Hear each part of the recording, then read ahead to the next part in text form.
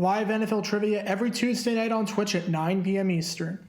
Come show off your football knowledge and have a chance to win cash prizes. Check the link in the description to find out more.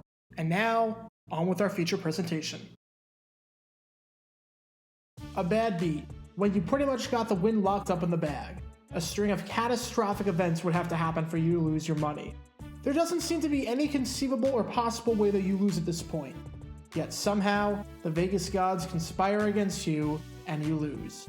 If you gambled before, you know exactly what I'm talking about. Heck, you might have even found yourself on both sides of it. These moments that may or may not be incredibly insignificant in terms of the wins and the losses, but for those who bet on the game, can provide incredible drama or heartbreaking disappointment. Scott Van Pelt has his incredible series on SportsCenter called Bad Beats, where he looks at the best of these bad beats from the past week in sports. But that segment only focuses on the previous week. I want to take a deep dive. I want to do what I do best and take a look at NFL history and examine some of these absolutely terrible moments and bad beats. I'm talking about the bad beats from the 70s, 80s, and 90s. I'm talking about the bad beats that would make your jaw drop when you saw it pop up in the newspaper the day after the game. And today, we're hopping in the time machine and going all the way back to 1981. Welcome to the Bad Beats Club. Full disclosure before we begin. There were a ridiculous number of bad beats from this 1981 season. In fact, there are so many of these bad beats that I won't be able to cover all of them in this video, so this won't be the last time we head back to 1981. But I figure a great place to start would be right here at Texas Stadium, September 27th, Week 4 between the undefeated Dallas Cowboys and the New York Giants. If you got the Cowboys right now minus 11, you gotta be feeling pretty good. Dallas led 10-3 at the half, and with under 2 minutes to go in the fourth quarter, leaded 18-3. Knock this field goal attempt, make it an 18-point game, and you're guaranteed to not lose your money. Worst case scenario, since there's no 2-point conversion, is a push. Instead, Charlie Waters does, well, whatever the heck this is. Yes, this was a high snap, but this play didn't seem unsalvageable. Yes, this is disappointing if you got the Cowboys, but you're still in a good spot. Dallas is up by 15. All that has to happen is the Giants don't get a touchdown. And remember, the Giants had 3 points all game, and hadn't even come close to finding the end zone. You should still be okay. Just about 140 left in this one, and the Giants have to drive 73 yards down the field. Well, that's not a good start. Phil Simms finds Ernest Gray to get the Giants at midfield after just one play.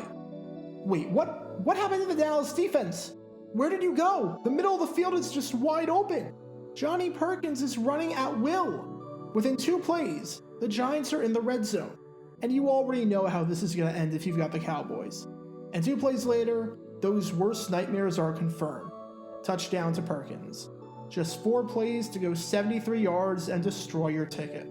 All because of a botched field goal attempt. And that, ladies and gentlemen, is why betting on a double-digit spread can be incredibly risky. Let's jump ahead 1 week to October 4th for another divisional matchup. This time, it's the Buffalo Bills against the Baltimore Colts. If you've got the Bills right now minus 7, you're in a really good spot. In fact, besides the beginning of the game at 0-0 obviously, if you got the Bills, you haven't had to sweat at any point during this one, as Buffalo either had you pushing or cashing out. And here we are in the fourth quarter with the Bills up by 13 points. If the Bills can prevent the Colts from scoring a touchdown, you're good. 4th down, and Buffalo is punting it away. And David Shula muffs it. Could have ended the game right there. Instead, Shula recovers and the Colts live another day. Still, even though that break would have been nice, you're still good. Baltimore has to go 88 yards down the field for you to lose this one, and they only have about 140 to do so. Somehow, Baltimore is able to get this drive off to a nice start. No clue how Burt Jones threaded the needle on this one to Ray Butler. And on the very next play, I'm sorry, did the Bills just forget how to tackle? How did Zachary Dixon invade the entire Bills defense? Did the defenders put butter on their hands or something before that play? Alright, you're still okay, though it's definitely shakier than before. Alright, now it's time to panic. 4 plays after starting on their own 12-yard line, and now they're in the red zone. And 1 play later, Don McCauley gets them in a goal-to-go situation. Burt Jones was 5 for 5 on the drive, and Buffalo's defense had no answers for him. I know it was a relatively cold day in Buffalo considering the fact that this was an early October game, but if you've got the Bills at minus 7, you're definitely sweating. 2nd down, and oh, you've got to pick that one off. It looked like Isaiah Robertson had his hands on that one, but I digress. Third down, there you go. There's the pressure. Down goes Burt Jones, you should be home clear. Just one problem. There's some dirty laundry on the play. Ben Williams not only gets called for the penalty, but gets disqualified. And just like that, it's a first down for the Colts. Just when you have them on the ropes, you give them second life. There's 21 seconds left, and the good news for Buffalo is that the Colts get called for a false start. 15 yards to the end zone.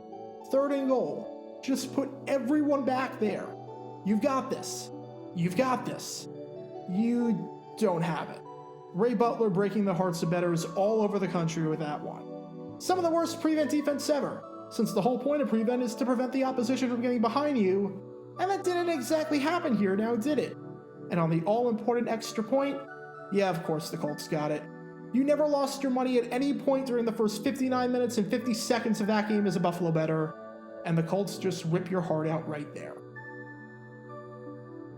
And for this last one, we go to opening day, September 6th at the Pontiac Silverdome between the San Francisco 49ers and the Detroit Lions. The over-under is 40. Entering the fourth quarter, we've got just 13 points scored. It would take something crazy for you to lose at this point. I mean 13 points in 45 minutes. And to lose, there needs to be 28 points in 15. What could possibly go wrong? First play of the fourth quarter, and Ricky Patton gets in. 20 points scored. Still looking good, though obviously not as good as you were looking a few seconds ago.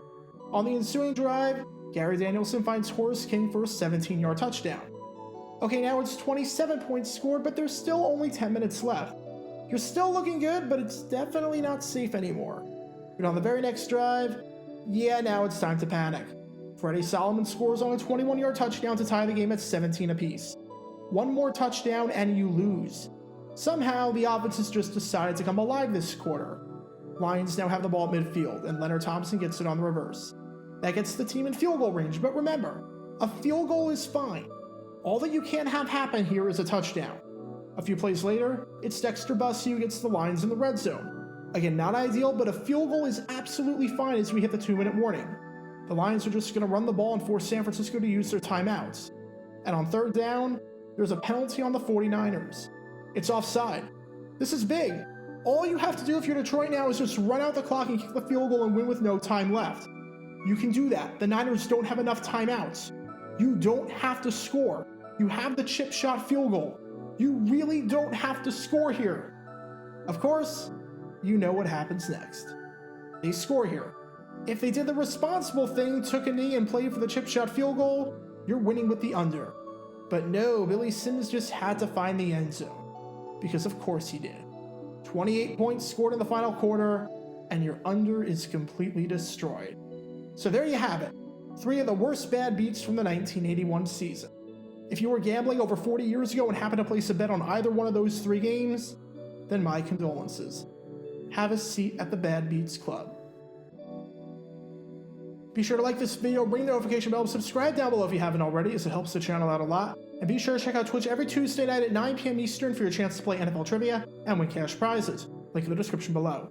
If you want to see videos like this condensed down to 60 seconds, then follow me on TikTok at JarGator9 and subscribe to 60-second NFL history on YouTube. Also, special thanks to all of our Patreon supporters for helping out the channel. Your support is greatly appreciated. So you can become a patron and request future video topics in the description below.